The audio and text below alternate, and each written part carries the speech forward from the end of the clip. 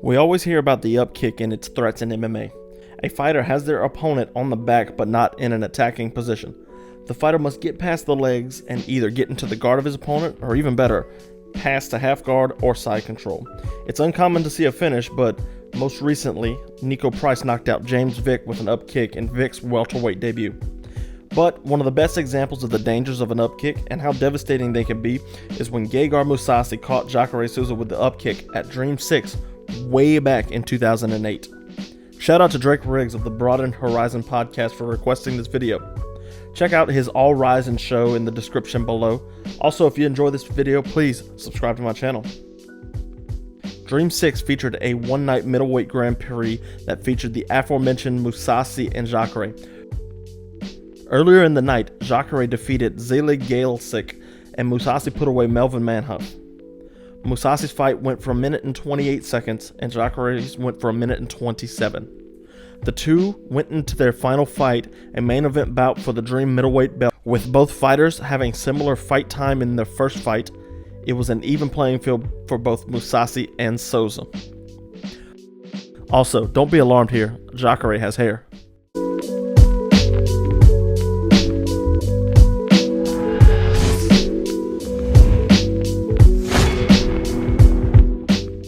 Early in the fight, Mousasi planned on staying on the outside, avoiding the grappling of Jacare, which was already legendary at that point in his career. Jacare shot in for the leg and Mousasi got out, but Souza was relentless, got his hands around Mousasi, and got the fight down to the ground anyway. Now, Gegard Mousasi was in Jacare's world. The ground and pound was inconsequential for the most part. What's important here is Jacare stood up in the middle of some ground and pound, looking to soften up Mousasi. Mousasi does a good job keeping his feet on the hips of Jacare, starting to create some space to get up.